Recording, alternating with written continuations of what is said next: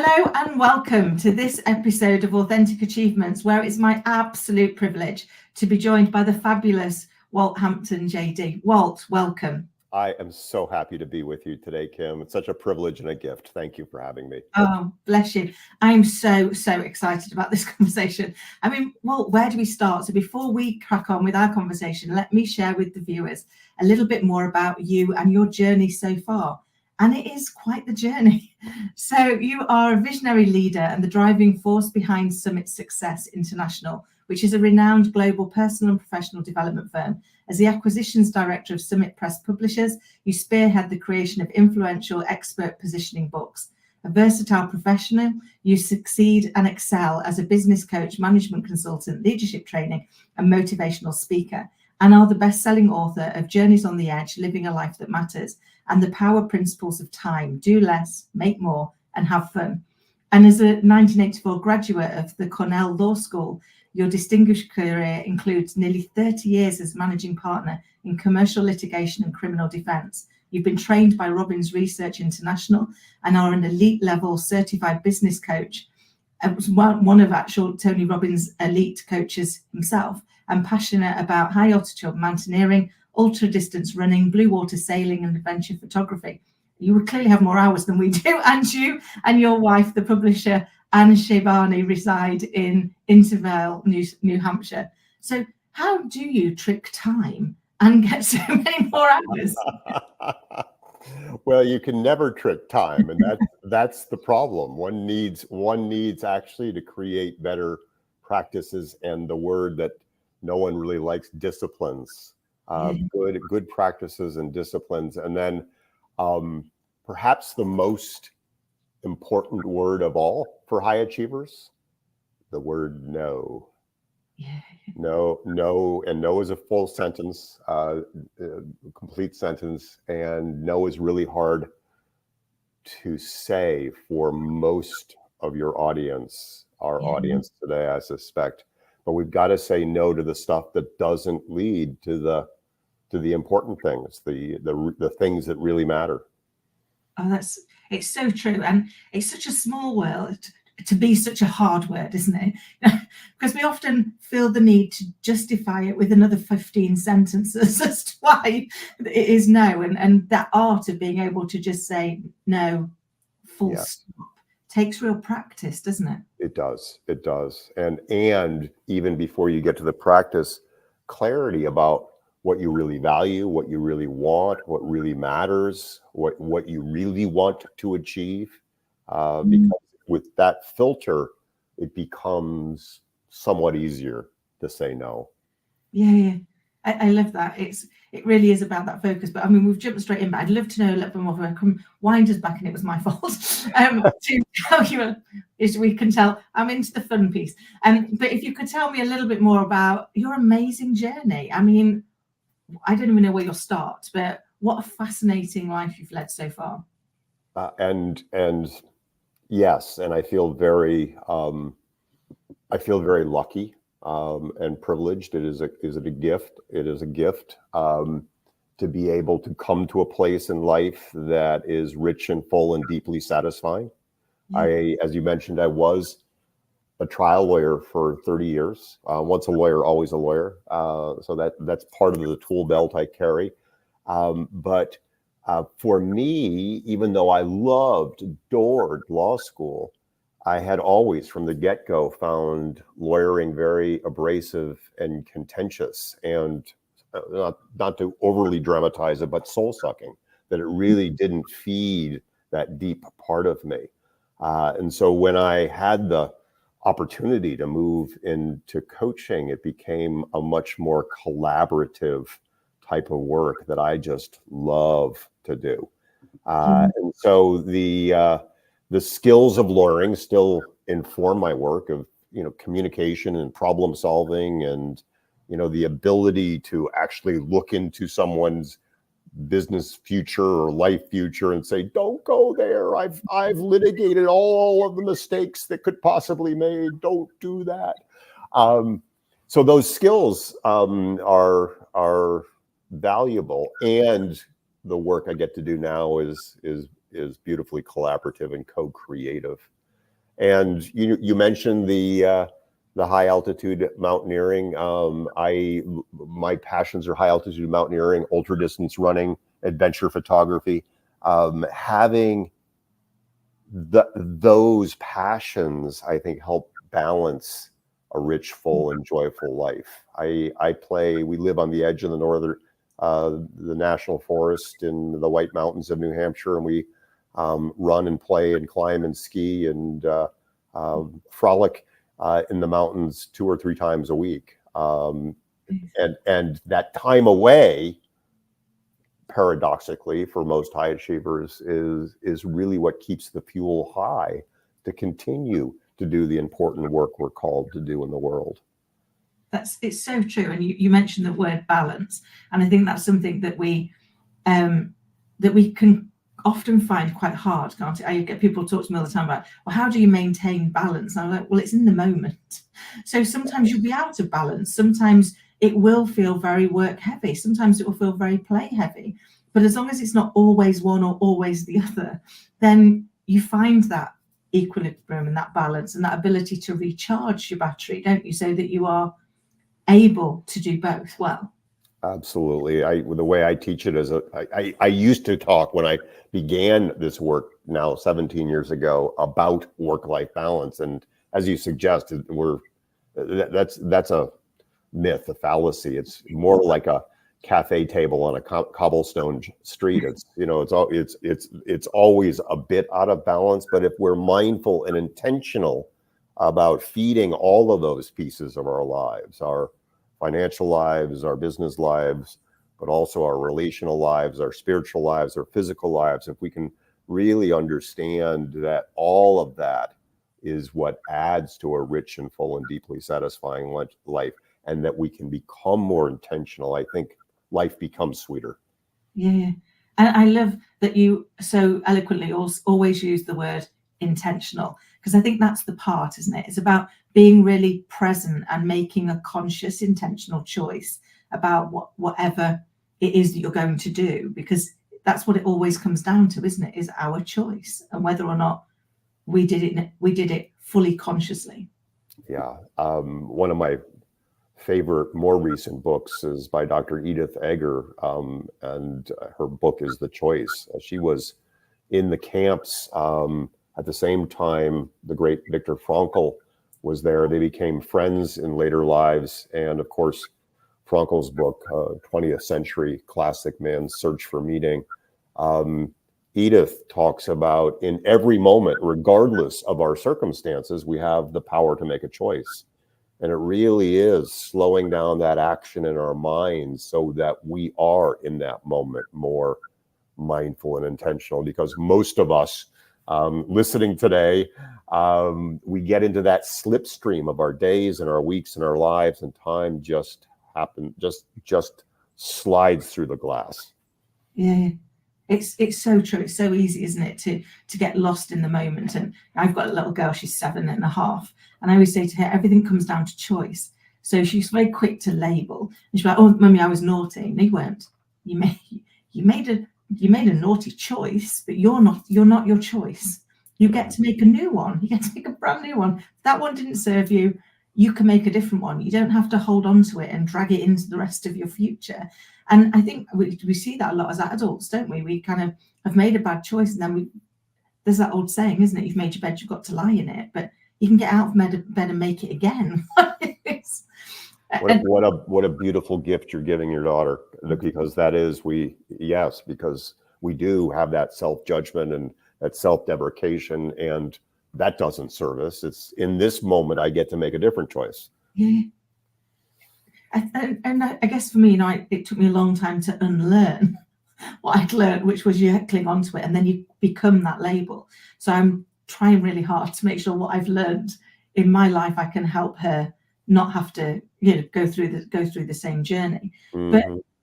But talk to me about kind of that transition. I mean, you've said about moving it out of kind of law, because it didn't feel your passion and your purpose, and this one clearly does. This one clearly sings from your soul. So how did you find that? And then what were the challenges you faced, both internally and externally in making that leap. And it was less a leap than it was a crawling, staggering, lurching motion. So I was the managing partner of a very successful law firm. We did great work, meaningful work, important work. We made a lot of money, which was great. But as I suggested, I was never deeply, deeply happy. And I discovered my amazing wife, Ann Shabani. We crossed paths in 2005 and we're married in 2007. Just one of the greatest gifts of my life. Oh. And she, for our very first Christmas, said, I think we should go to Tony Robbins' Unleash the Power Within. I bought 2 tickets for us. And I said, oh no, honey, I'm a very tightly wound trial lawyer. I don't go to things like that and jump on chairs and drink Kool-Aid. And she said, no, I think it would be good for us.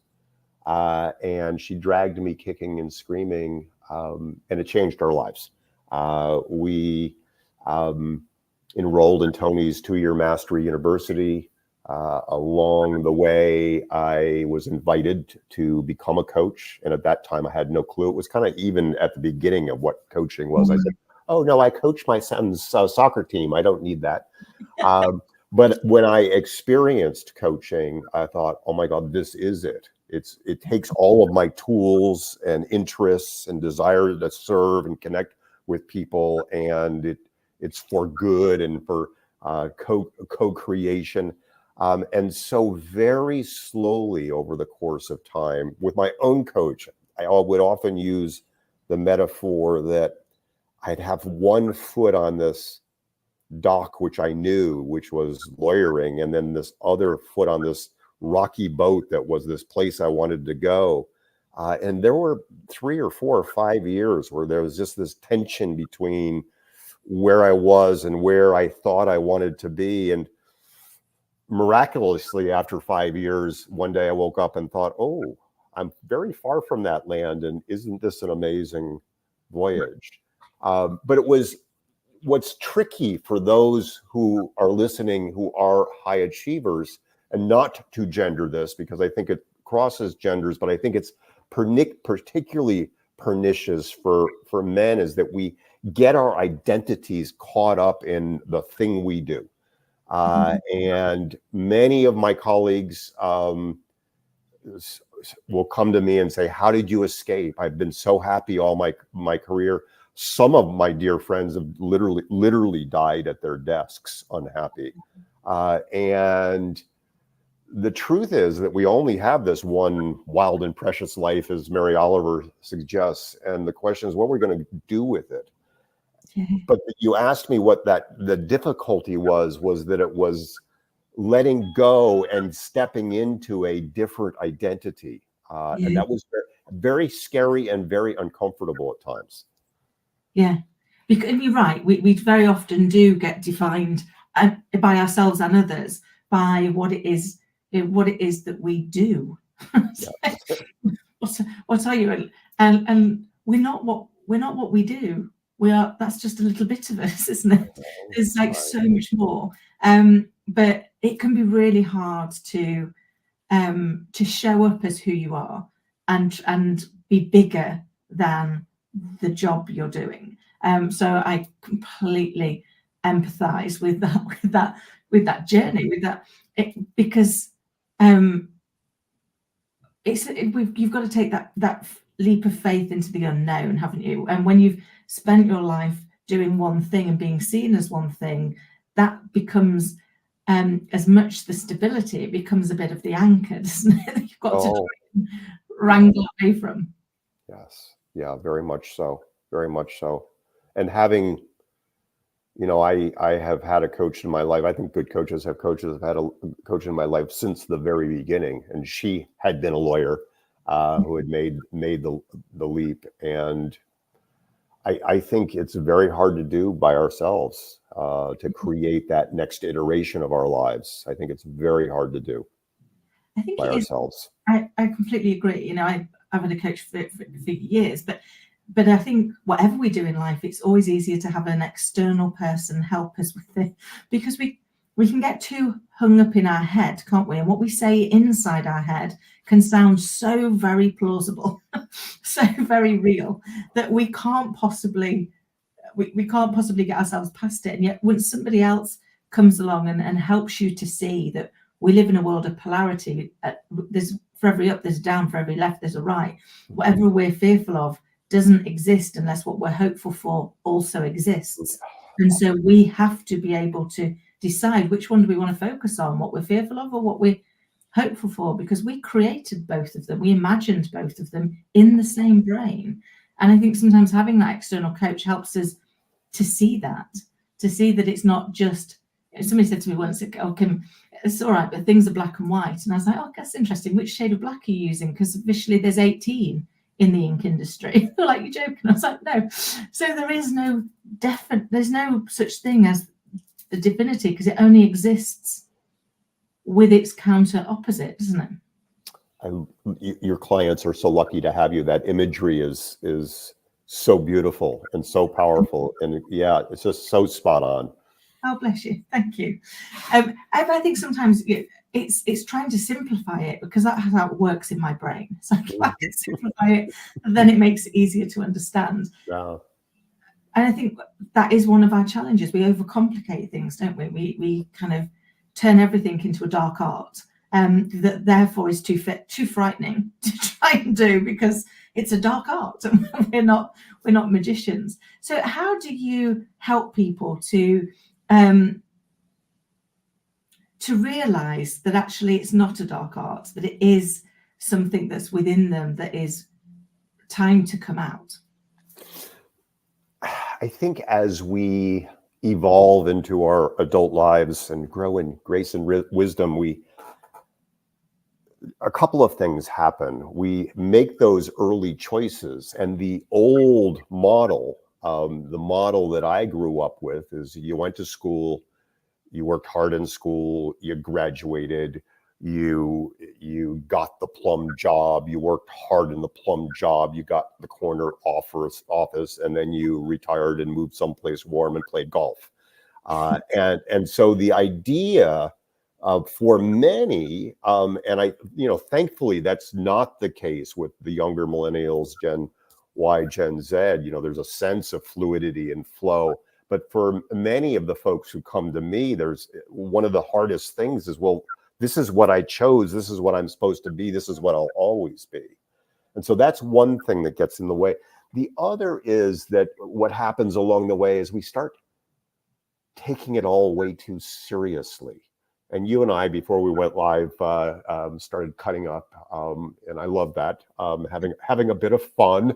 I think when we begin to hold the possibilities with more lightness, more creativity, and begin to experiment with this next chapter, that begin to create even a side hustle, if you will, or not even a side hustle, but I'm curious about what it might be like to lean in and to write or to speak, or maybe to become a coach, or I wonder what it would be like to take my knowledge and turn it into a program that might serve more people in the world. Just from that place of wonderment and coming back to that very primary thing that is part of your daughter's lexicon right now, which is play and creativity, and hold it with more lightness, and the ability just to stay inquisitive around it, to stay curious around it. That's really the key, not to feel locked in, and to connect again with that curiosity. I love that. I talk about curiosity all the time with self and others. I'm curious, why do I think that? Why do you think this? Why do they think the other? Because then you really start to kind of open up. And I think we've been hamstrung over the years with some of the sayings that have been passed down, like, sticks and stones will never hurt. Words, sticks and stones may break our bones, but words will never hurt us. And we now know words hurt, and they hurt deep. And we had another one, which was curiosity killed the cat. And it's like, no, curiosity is so vital to allow us to be able to be playful, to take life less seriously. not every single decision we make is a matter of life and death. Some of them we will, it will be fine. We Yes. don't have to go into every one of them, but it's how do we cultivate that curiosity? Because as a society, particularly as a society of high achieving leaders, being vulnerable enough to say, I don't know, I'm curious, what do you think, takes a lot more strength than it does to shut people down and go, this is the way we do it, doesn't it? Well, and there's a step even before that, Kim, which is frightening by itself, which is actually opening up the space for oneself to enter that place of curiosity.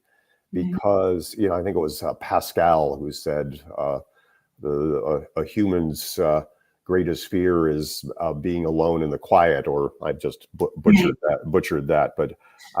But getting quiet, being still, opening up the space where we're not always connected, we're not always hearing the inundation of social and news and text messages, opening up that quiet space allows us to enter into that place of curiosity and deep listening, because the answers, we have the answers. The answers are always here. Your audience, my audience, tends to process up here in our brilliant frontal cortices, but to the detriment of connecting with our beautiful hearts, and our hearts always know the answer. It's true. It is that connection. And I think also we've convinced ourselves that we're logical, rational human beings, and yet neuroscientifically proven our emotional brain responds 24 times faster than our thinking brain. So something happens, we make it mean something. So we're not responding to what happened, we're responding to what we made it mean. And we might have made it mean something very different to everybody else. And like you say, until we take that step back and connect back into ourselves, why have we made it mean this? What's that telling us? What do we really want to know? We can't get that true curiosity to connect back with ourselves, can we? That's absolutely true. And coming back to being intentional, we must be intentional about creating and opening that space. And sometimes it can be uncomfortable to take enough time and space. My amazing business partner and wife and I sometimes will take as much as 3 or 4 weeks away. We were up to Everest Base Camp year before last, for 17 days entirely off the grid. And the amount of rest and recreation that we had allowed us, when we came back, to create such amazing momentum in our business lives. But again, it's paradoxical, because we think we need to stay in it all of the time. I love that. I believe that sometimes there's a phrase of being called positive procrastination. So instead of sitting there and just doing, actually taking yourself away from it and just doing something totally different instead allows you to start to rejuvenate and to recreate, as you say, and re-tap into that inner source of energy that then allows you to come out and deliver significantly more than you would have done if you'd have just stayed at the grindstone. And that can feel counterintuitive for us, can't it? So and scary. Yeah. So what advice could you give the people listening about what steps they can take if they want to try and reconnect and take that leap back to themselves? How might they start it? It's a wonderful question. I just wrote a blog today about starting over. The rules of starting over are the same as the rules of starting out. And you start out with little tiny steps. I'm an ultra distance runner. I don't know how to run 50 miles. I mean, that's just, even to say that you run 50 miles sounds impossible to do. I know how to run a step, and then I know how to take the next step. I've stood on 5 of the 7 summits of the world. I can't tell you how it's possible to climb up to 25,000 feet. but you do it one step at a time. And so if we can just take a little step, maybe commit to, I'm going to take an afternoon off, or I'm going to take 3 hours off this afternoon, and I'm going to go to the coffee shop without my cell phone. And I'm going to sit and I'm going to open up my journal and I'm just going to free flow. What do I really want? What do I really want? What would make my heart happy? And or even just to go and sip a cup of coffee for part of that 3 hours. So just tiny steps. If we can commit to creating, and this is the next step. Can we create to a regular practice of this? Because the magic of anything, the magic of career success, business success, running success, climbing success, spiritual success are those daily practices and disciplines that nurture our souls and hearts. Amazing. And you're right, it is about that consistency. And I loved that, you kind of that piece around just asking yourself what you want. Because I often find, and I don't know if this resonates with you, with people come to you, they're very clear on what they don't want. And their goals are written in the negative. I don't want to be overweight. I don't want to be unsuccessful. I don't want to do this. I don't like, okay, what do you want? Because if all you're focusing on is what you don't want, you're going to get more of it, because our brain doesn't understand the difference. So taking those things, when we tell ourselves something we don't want, the time to say, so what do I want instead, and set the goals that way is so invaluable, isn't it, to making that shift? It is. And there's just one little interesting nuance for high achievers, which is some people will come to me and say, I want to create an exciting next chapter, but I don't know what I want. Yeah. I don't know. We lose touch with what we want. And I was listening to a wonderful interview between Wayne Dyer and Esther Hicks of the Law of Attraction, and they were talking about connecting with what one wants. And Wayne asked her, well, what if we don't know what we want? And she posited this beautiful statement. Then hold the statement, I want to know what I want. And there was a period of time 4 or 5 years ago even that I wasn't clear about where I wanted this next iteration to go. And on my runs and my journaling, I just come back to, I want to know what I want. I want to know what I want. And that itself will begin to draw clarity. Yeah, I love that. I've just been reading actually the complete works of Florence Scovel Shine. And she has one in there that is, please give me the clarity of what is my divine path. And I love that one. I use that often when I'm feeling like I'm not sure, I'm not certain. It's like, please just give me the clarity. Let me see what is my divine path. What is it I'm supposed to do? And then from that place, staying open and curious. That's it. Yeah. There's so many conversations I'd love to have with you, and I'm very conscious we're getting so close to time. If there were one nugget that you think, this is what really made a change for me, and this is the thing I wish I'd learned sooner, what would that be? I'll just weave a couple of things together. There isn't one path. There are so many paths. Yeah. Your heart will always know what the right path is. Take the time to connect to your heart, because your heart always knows. It's so true, isn't it? It's that intuitive piece that we then spend the next 5 minutes trying to convince ourselves is wrong. No. It's doing those parts. Well, it has been an absolute delight. You have shared so much insight, and it's been so much fun. Thank you for joining us. I will ensure everything is in the notes below, but how can people reach out and get in touch with you and learn how they can learn how to live their life of wonder? Well, I've got a very complicated URL, Kim. It's walthampton.com. I made it up myself. Thanks to your parents earlier on. So that's a good place to start. Brilliant. Well, it's been a delight. Until next time. Thank you so much. A gift and a privilege. Thank you for having me. Take care.